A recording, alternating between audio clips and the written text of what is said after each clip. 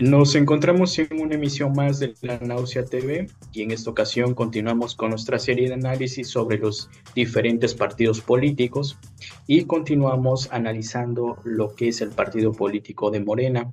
Le damos la bienvenida a Rafael de la Garza Talavera. Bien, Rafa, bien, te bien. damos la bienvenida, igual también a nuestro auditorio. Y en esta ocasión vamos a analizar un tercer momento de Morena. En un primer momento, para contextualizar, analizamos los antecedentes que permitieron dar el auge y sobre todo la cúspide de lo que va a ser Morena, no solamente de pasar de una organización civil a un partido político, sino también las condiciones políticas, sociales, económicas y también el surgimiento de ciertos movimientos a nivel nacional e internacional que permitieron dar, digamos, este ropaje a lo que ahora conocemos como Morena.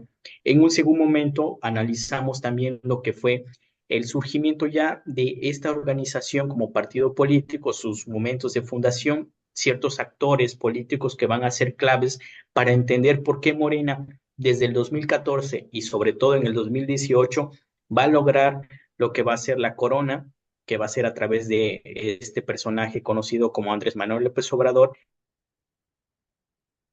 que le va a permitir darle un sentido diferente a este partido. Y antes de darte la palabra, Rafa, quisiera mencionar que pues no solamente Morena, muchos especialistas, periodistas, investigadores, entre otros más, desde el campo de la sociología, las ciencias políticas, incluso la antropología, pues han dicho que Morena ha sido un tsunami, digamos, en términos electorales y como partido político, porque pues de alguna otra forma ha conquistado no solamente la presidencia, sino también la ha refrendado y también hay que señalarlo. Hace unos meses atrás, pues llegó, bueno, más que meses, hace unos días, pues llegó Claudia Sheinbaum a la presidencia y también logró la mayoría en el Congreso de la Unión y también en diferentes partes de la República la llegada de Morena a través de los gobiernos estatales. Y me parece también muy interesante precisar que desde el 2007, pues Morena, a la vez de que Andrés Manuel López Obrador pierde las elecciones ante el panista Felipe Calderón, pues López Obrador buscó de alguna otra forma comenzar a hacer un recorrido, como lo planteamos en el segundo episodio, un recorrido para visitar ciertas comunidades rurales e indígenas, sobre todo para visibilizar un escenario muy distinto de lo que es México. Y fue a través también de mecanismos discursivos que permitió que esta organización que se va a conocer como Movimiento de Regeneración Nacional, con sus siglas conocidas como Morena, para el 2018 no solamente logre, digamos, este triunfo avasallador, como muchos lo dicen, que también aquí hay que precisar, es un triunfo donde el abstencionismo en términos electorales es muy amplio. También pues gana el Congreso de la Unión, donde va a tener la mayoría, digamos, hasta cierto punto a largo plazo durante su sexenio. También en este periodo que va a ser del 18 y prácticamente hasta este año, pues va a tener triunfos en ciertas gobernaturas muy estratégicas, que eso también es importante de analizar, gobernaturas, ya no se diga, por ejemplo, el Estado de México, también Veracruz o la Ciudad de México, puntos estratégicos donde Morena va a figurar. Y también pues va a haber un desplazamiento prácticamente de lo que va a ser la formación política de mayor tradición. Y esto estamos hablando de lo que va a ser el Partido de la Revolución Institucional, conocido como el PRI, en el cual va, digamos, se va a desplazar este discurso de que es un partido surgido prácticamente de los desposeídos durante prácticamente el siglo XX. También va a desplazar a este discurso de lo que va a ser el Partido Acción Nacional, que como bien lo analizamos en otros episodios, pues es un partido surgido de lo que es una formación conservadora que se va a oponer prácticamente al PRI desde el 39, pero también la va a desplazar también al Partido de la Revolución Democrática, también conocido como el PRD, que obviamente va a tratar de tener este discurso un poco de animar a democratizar pues es el sistema político mexicano desde 1989. Y ya no digamos de estos partidos satélites como lo analizamos, el partido del Trabajo, el Partido Ecologista, entre otros partidos como el PES o Nueva Alianza, que van a surgir, pero no van a tener ese impulso cómo lo va a tener este partido que va a ser Morena y que de alguna otra forma a la postre pues van a tener, digamos, prácticamente el control total de lo que va a ser el territorio nacional. Tan solo como mencionar, Morena hasta el momento gobierna 24 de las 32 gubernaturas en el país en términos electorales. Y esto, pues digamos, para contextualizar a nuestro auditorio y para que le demos la palabra a Rafa de la Garza, pues también nos permite ver que es un partido que pasó de una organización civil en tan poco tiempo a un partido, al escenario político para prácticamente el 2014 y que lo ha refrendado prácticamente y ya vamos a tener recientemente un sexenio de Morena, ¿no? Y bueno, en este tenor, Rafa, ¿cuáles serían tus primeras impresiones para entender a Morena en términos de triunfos electorales? Sí, Misael, un gusto estar aquí contigo otra vez y con nuestros seguidores. Efectivamente, ya habíamos planteado primero los antecedentes del surgimiento del Movimiento de Regeneración Nacional. Después vimos su fundación, los detalles que siguieron. Hicimos un pequeño análisis desde la perspectiva de Angelo Panebianco y su sistema de partidos. Y bueno, dijimos básicamente que Morena tiene un componente, de acuerdo con Panebianco, de penetración territorial, es decir, es un movimiento que sale del DF, basado en sus 6 años como jefe de gobierno, y que va a través de esto que tú comentabas, viajes que se dan por años a lo largo del territorio nacional, para fundar comités y para básicamente promover su imagen política. Eh, entonces, es un partido que no, digamos, parte de la periferia hacia el centro, sino que parte más bien del centro, penetrando el territorio, con un liderazgo carismático, siguiendo a Panebianco, yo diría más de situación, un liderazgo carismático natural, aunque lo podríamos discutir, y lo digo de situación porque el contexto del agotamiento de este modelo neoliberal, conducido primero por Salinas de Gortari y Cedillo y después por Vicente Fox y Calderón, con la cereza en el pastel, que es el presidente con los peores índices de popularidad, Enrique Peña Nieto, pues el que va a preparar la llegada y el triunfo de Morena y de Andrés Manuel en el 2018. 2015 ganan alrededor de 30 diputaciones, se ven discretos en esta primera elección, que es una elección intermedia, pero a partir de ahí y sobre todo en el 2018, el partido logra un gran triunfo electoral que se refrendó hace poco, como tú bien señalabas. Eh, Aquí la pregunta es algo que se discutió mucho durante su fundación y es la idea de un movimiento partido, un partido movimiento. Y sí, eso se discutió mucho esto y hubo un sector que apoyaron a Morena, señaladamente Rafael Barajas, el propio Panzón Taibo eh, y otros, que plantearon la idea junto con Enrique Dussel de una escuela, de una formación de cuadros, de un planteamiento más orientado a crear nuevos cuadros políticos con una visión ética diferente, ¿no? Una ética política que es la que promueve Dussel y que tuvo, pues hasta cierto punto, actividades importantes. Tuvo un diplomado muy bueno sobre ética política que tuve la oportunidad de compartir, más bien de asistir, ¿no? Y me parecía muy interesante la propuesta. Sin embargo, esta idea de partido-movimiento, ¿no? Me parece que adolece es débil en algunas cuestiones. Para empezar, si estamos hablando de movimientos sociales, pues los movimientos sociales no privilegian el escenario electoral institucional como espacio de lucha. Esto es lo primero. Los que lo privilegian son los partidos políticos, que es su razón de ser. Entonces, la idea de partido-movimiento que, como bien comentabas, está en el contexto del progresismo latinoamericano, ¿sí? Podría parecer pues, interesante explorar.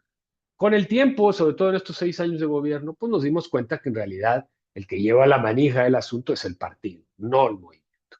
Entonces, a diferencia, por ejemplo, de la fundación del PRD, que se le conoce y se le estudia como el movimiento neocardenista y que al institucionalizarse crea el PRD, en el caso de Morena, si bien hay una presencia y un liderazgo muy fuerte, no encontramos movimientos ni fracciones de la izquierda como sucedió en el PRD. Más bien lo que vemos son, por un lado, comités de ciudadanos, ¿no? A lo largo y ancho del país, pero también reuniones cara a cara con líderes políticos que poco a poco se fueron pasando al movimiento de regeneración nacional, primero con los perredistas, y luego empezaron, pues yo recuerdo bien a Hernández Navarro en su artículo donde menciona al movimiento de regeneración nacional como el Arca de Noé. Dicho de otra manera, es un frente político, vamos a llamarlo así, un frente político, ¿sí? Que está muy orientado precisamente a conformar una fuerza que gane elecciones. En ese sentido, pues podemos hablar también de un partido político, si usted quiere, ¿no? Con todas sus bemoles que le podamos encontrar, pero no de un movimiento social. Y si bien el descontento fue muy importante, primero con el intento de desafuero y después con el fraude electoral de 2006, pues en realidad ese movimiento no hubiera tenido sentido sin la figura, ni el líder, ni el carisma de Andrés Manuel, ¿no? En ese sentido, los movimientos sociales, como sabemos, son movimientos que tienen un poco más de espontaneidad, que se mueven en espacios no institucionales y que sobre todo promueven la discusión nacional sobre los grandes intereses del país, ¿no? No están orientados a tomar el poder como movimientos sociales. No es el caso de Morena, al contrario, Morena está diseñado para tomar el poder. Sí, entonces es muy exitoso en 2018 y ahí lo que tenemos es una serie de factores que confluyen señaladamente la debilidad de los partidos, ¿sí? Viejos, una enorme debilidad. El PRI pone a un candidato de fuera, ni siquiera pone un cuadro político, pone a un tecnócrata por excelencia, MEADE o MID, como le quiere usted llamar. Y por el lado del PAN, pues ponen a un personaje que resulta que pues, no aguanta la campaña porque le salen eh, como a los nopales, cada vez les descubrían más propiedades, ¿no? Entonces tenía propiedades aquí, tenía propiedades allá, sus hijos vivían aquí, gastaba acá. Y entonces, pues obviamente, si a esto agregamos que Anaya se dirige sobre todo a criticar al PRI, cuando en la batalla era con Andrés Manuel, pues lo que tenemos es el triunfo. Pero en realidad, lo que yo veo que impulsa todo este proyecto partidista de Andrés Manuel y sus seguidores, es el agotamiento de un sistema político y particularmente de un sistema de partidos que en este intento de reconversión a partir del salinato, ¿sí? Intenta no practicar un elemento central de las transiciones políticas, que es la alternancia en el poder. Pero la alternancia en el poder no logró disfrazar que el proyecto económico era el mismo. Y después de 30 años, 35 años de un proyecto económico que precarizó la vida de millones de personas, que además involucró a las Fuerzas Armadas y ensangrentó el país, pues lo que había era un enorme hartazgo y un agotamiento de las propuestas de partidos, el PRI, vamos, si nos vamos desde el PNR, pues de prácticamente un siglo y de como de 80 años del PAN. Es decir, partidos que ya cumplieron con su función histórica, aquí lo platicamos cuando hablamos con esos partidos y que hoy por hoy no representan más que algunos de los que lo siguen, ¿no? Y representan más bien el pasado. Entonces, en ese contexto, la propuesta de Andrés Manuel es interesante porque por un lado hace una crítica al neoliberalismo, pero por el otro lado promueve una cuestión de renovación, impulsando políticas redistributivas, si usted quiere, tibias, porque no hay una reforma fiscal importante, ¿no? Sino que básicamente hay un realineamiento del Estado hacia no recuperar algunos aspectos económicos o empresas económicas y trabajar en un modelo que era el modelo de Carlos Salinas, que es el modelo de las ayudas asistenciales focalizadas, que hay que agregar, combinó con las universales como la pensión de adultos mayores. Y entonces, bueno, pues la verdad, si a esto sumamos, como tú mencionabas, su estrategia de comunicación, ¿sí? Su, de alguna manera, su capacidad para, ¿no? Comunicar, ¿no? Desde una perspectiva, si usted quiere, más popular, pues lo que tenemos entonces es un elemento que para muchos es como el regreso al paraíso perdido, ¿sí? Sin embargo, y a diferencia de otros procesos progresistas en América Latina, como el de Evo y el de Lula, Andrés Manuel va a ser un hombre de adentro del sistema, no de afuera, aunque él se vendiese como alguien de afuera. ¿Por qué? Pues porque él había estado desde los años 70 en el PRI y después está en el PRD. Estamos hablando de alguien que tenía 30, 40 años en la lisa política, que había intentado ser candidato, o que mejor dicho, fue candidato a gobernador de Tabasco y después no fue presidente del PRD, jefe de gobierno, etcétera. Pues lo que tenemos es un hombre ¿no? de dentro del sistema, pero que de alguna manera por su discurso, ¿sí? Establece una distancia con sobre todo el infame Pacto por México y la reforma estructural, en la que dijo que pues, esa gente que había firmado el pacto nunca más iba a estar con él.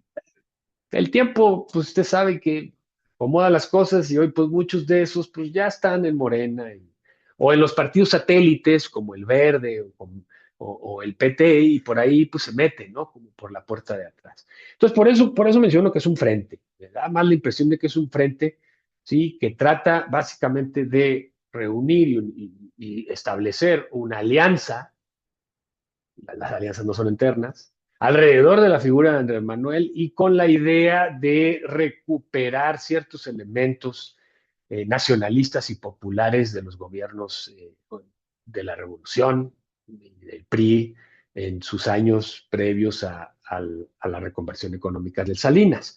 Entonces, pues esto fue en un contexto de enorme violencia social, de pérdida de poder adquisitivo o sea, por 30 años, pues obviamente fue muy importante.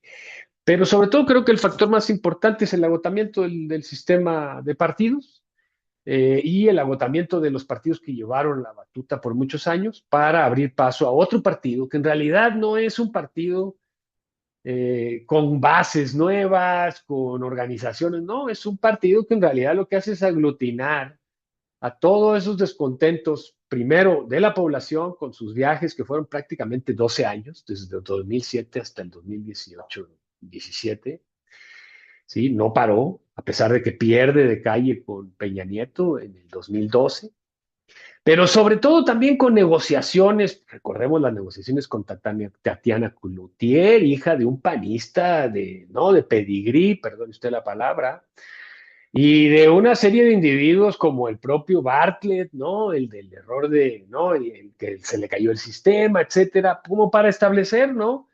Un frente que realmente pudiera, ¿no? Ganar la elección como lo hizo. ¿Sí? Entonces, en realidad, tenemos un movimiento que es más que todo un frente popular, ¿sí? Con todas las contradicciones que se dan en los frentes, porque bueno, recordemos que en el 2018 el partido Encuentro Social, que es un partido de los evangelistas, partido de derechas, pues estuvo alineado a la propuesta de Morena. Entonces había, por eso le digo, Hernández Navarro decía el arca de Noé, o sea, caben todos, de donde vengan, de la iglesia, de los conservadores, del PRI, del PAN, de donde vengan. Entonces, claro, en un contexto de deterioro de estas instituciones, pues lo que hay es una diáspora que no tiene otro remedio que pues, caer en el partido que tenía más expectativas para ganar. Creo que esto es importante, se sigue dando, sigue habiendo defecciones de los partidos, ¿no? Algunos que rayan ya en el surrealismo, pero esto nos muestra claramente que más que un partido que va a generar una nueva clase política, que va a formar nuevos militantes, pues lo que vemos es un partido que está hecho para ganar elecciones, ¿sí? Y eso es lo que ha demostrado hasta el final, está hecho para ganar elecciones.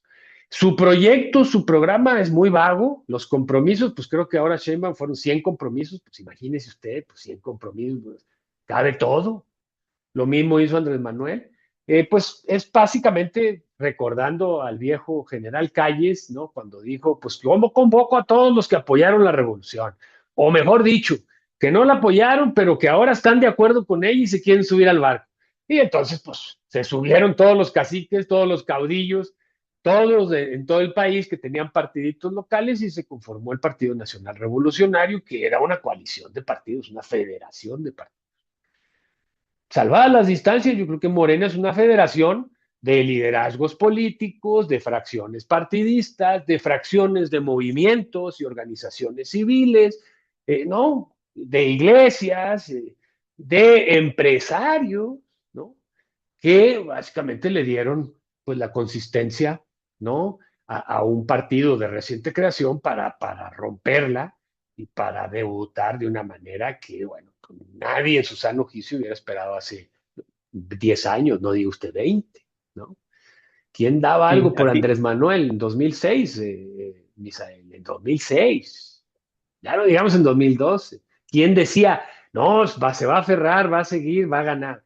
Ay, o sea, todo el mundo tenía la esperanza de que, bueno, no todo el mundo, pero sus opositores tenían la esperanza de que no se volviera a levantar. Y pues mire usted, aquí lo tenemos, ¿no? pues sí, Rafa, me parece muy interesante todo este contexto porque de alguna otra forma pues nos habla acerca de cómo pues este partido que pues sigue vigente porque pues ya prácticamente va a seguir su segundo sexenio. Es un partido que, como bien lo has dicho, es un partido que se creó para ganar elecciones. O sea, para nuestro auditorio y para comentar, tan solo quiero recapitular lo que ha sido Morena. O sea, tan solo para la llegada de Andrés Manuel López Obrador en 2018, más allá de ganar las elecciones presidenciales, gana estados que me parecen muy interesantes entenderlos bajo su contexto, particularidades y singularidades. Por ejemplo, Chiapas, un partido que había sido dominado prácticamente por el verde ecologista. Llega a la Ciudad de México, un partido que prácticamente era perredista. Llega a Morelos, un partido donde estaba prácticamente dominado por el PES.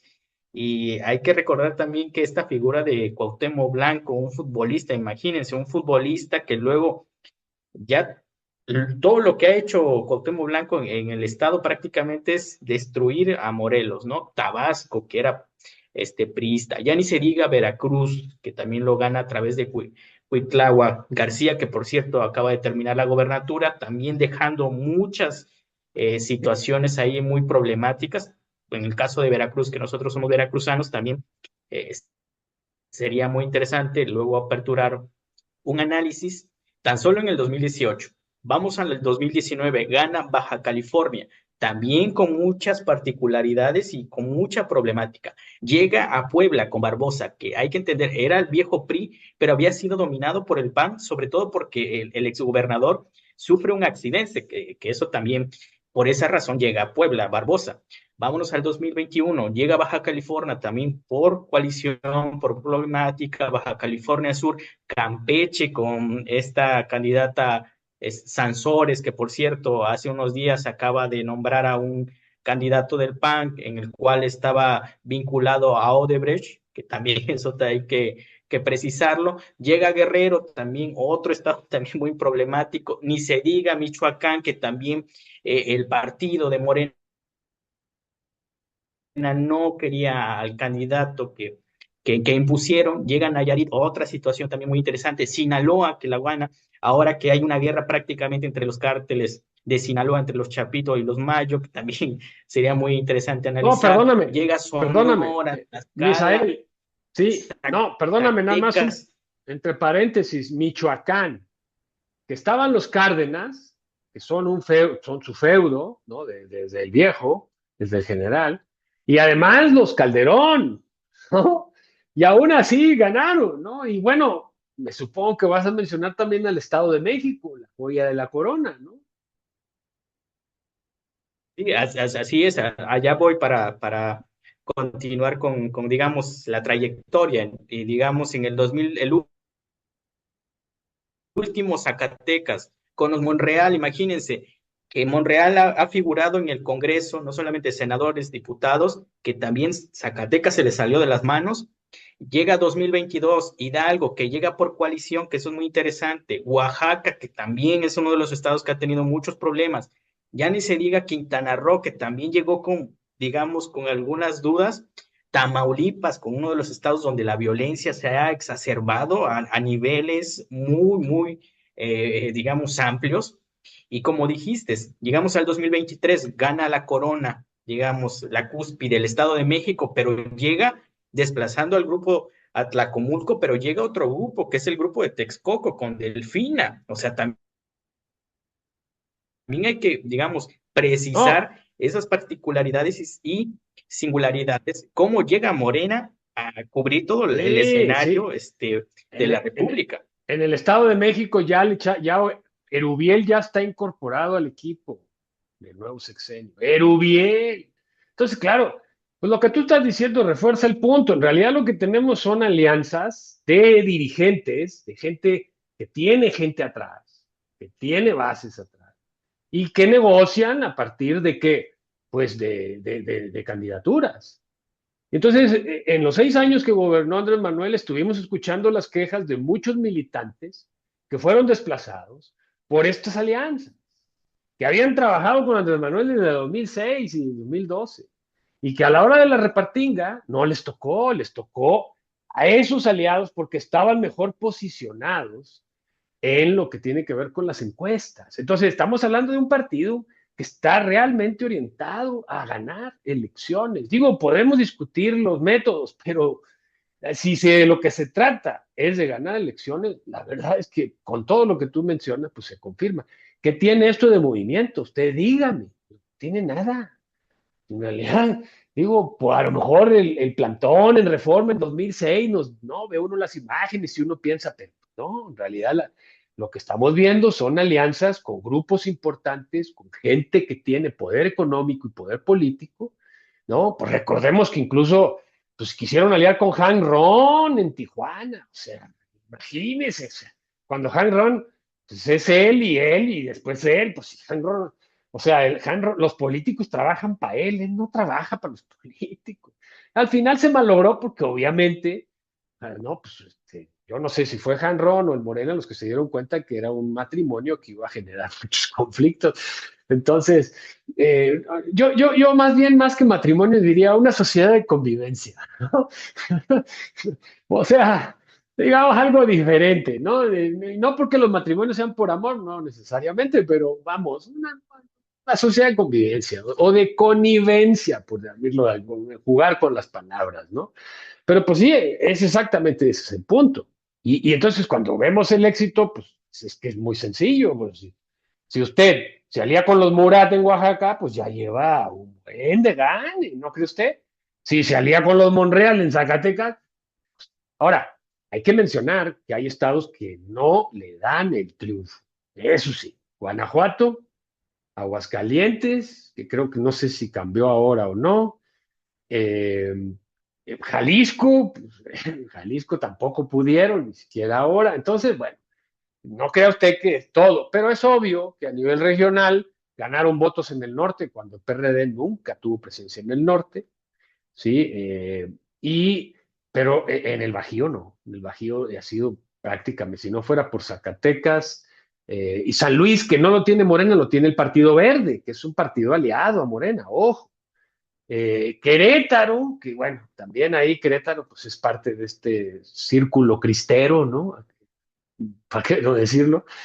Entonces, pues sí, en realidad lo que vemos es que el éxito es precisamente este manejo de alianzas. Yo quisiera pasar nada más entonces ya de una vez para irnos enfilando. ¿Qué viene? Entonces, claro, si volvemos al modelo de Panebianco, el modelo de partido, Panebianco nos dice, bueno, los partidos tienden a la institucionalización. ¿Pero qué es institucionalización? Bueno, pues básicamente es la idea, según Panebianco y la teoría, ojo, la teoría, de que las instituciones se hacen más fuertes y maduran conforme las reglas cuentan más que los individuos. Conforme, obviamente, una institución a largo plazo no puede depender de liderazgos porque la gente se muere, ¿no? O se muere, o en fin. Entonces necesita reglas que permitan la convivencia para que el reparto del pastel sea más o menos pacífico. que no llegue la sangre al río. La pregunta es esta: ¿cuáles son las posibilidades de una institucionalización en Morena? Hasta el momento, no, todos dijimos, no, pues el presidente va a meter la cuchara desde allá, desde el rancho este, que no voy a decir cuál es su nombre, porque la verdad me parece, pues, digo, a lo mejor alguien se puede ofender. Hasta el momento, pues no lo hemos sabido. Entonces, ¿cómo le hace un partido que tiene, no, esta fauna tan diversa? Pues necesita un liderazgo muy fuerte. ¿Será capaz Claudia de llevar adelante ese liderazgo? Ahora, evidentemente, el liderazgo moral, si me apura, sigue siendo de Andrés Manuel, ¿sí? No de Claudia Sheinbaum. Y esto puede generar conflictos en términos de institucionalización. Hasta ahorita ha estado muy tranquilo, pero en una crisis política, en un conflicto, probablemente el expresidente decide intervenir con las consecuencias del caso. Y habrá políticos que le hablen y le pregunten, ténganlo por seguro. Él dice que no les va a contestar, él dice que se va a poner a escribir un libro, pues si nunca ha escrito libros, pues si no escribió ni su tesis, el pobre hombre, se los escriben, pero bueno, los dicta, ok, los dicta, okay, está bien, está bien.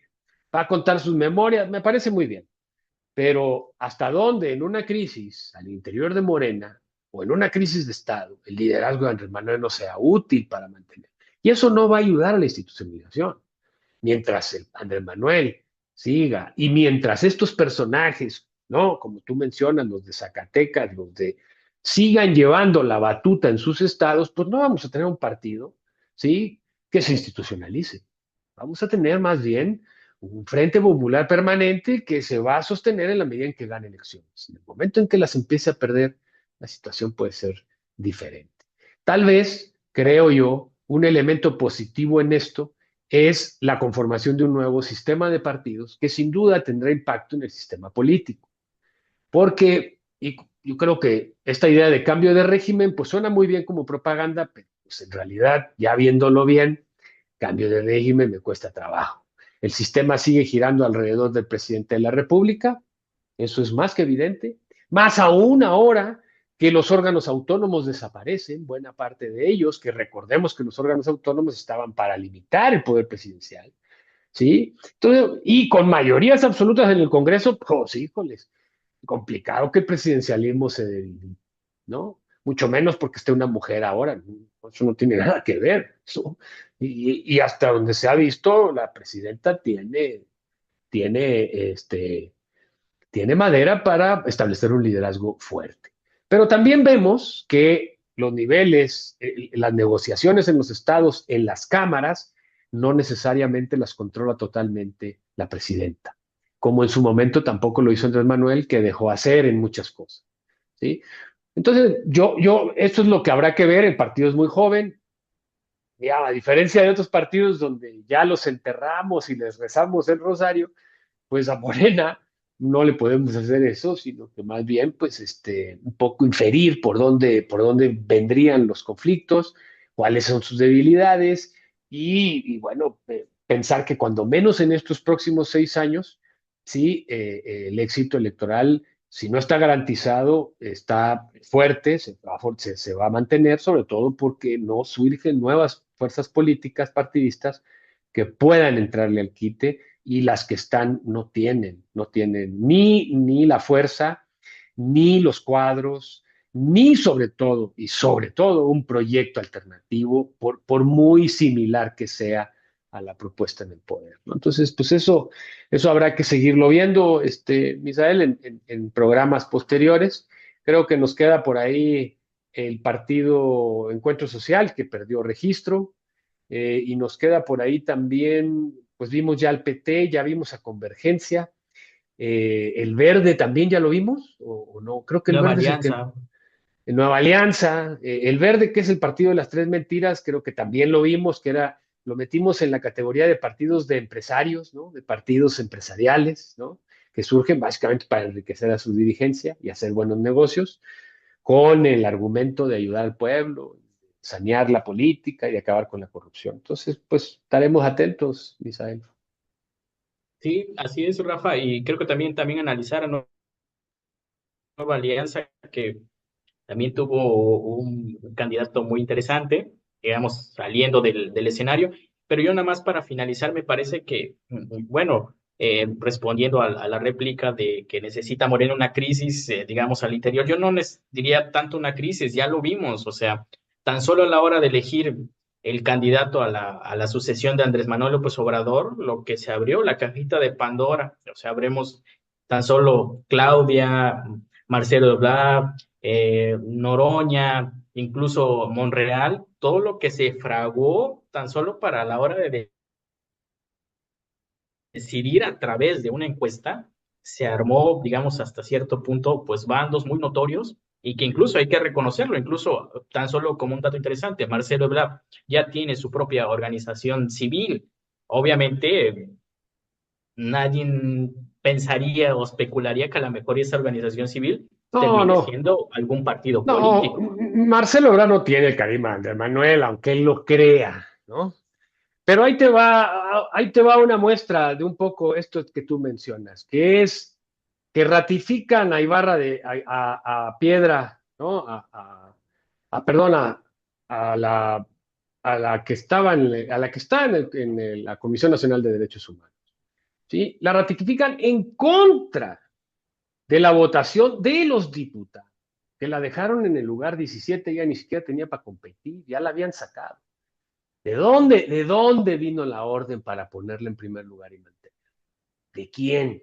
¿De la presidenta o del presidente? Entonces, lo que vemos aquí es que a pesar de que ellos ponen sus propias reglas, a la hora de la hora no las cumplen.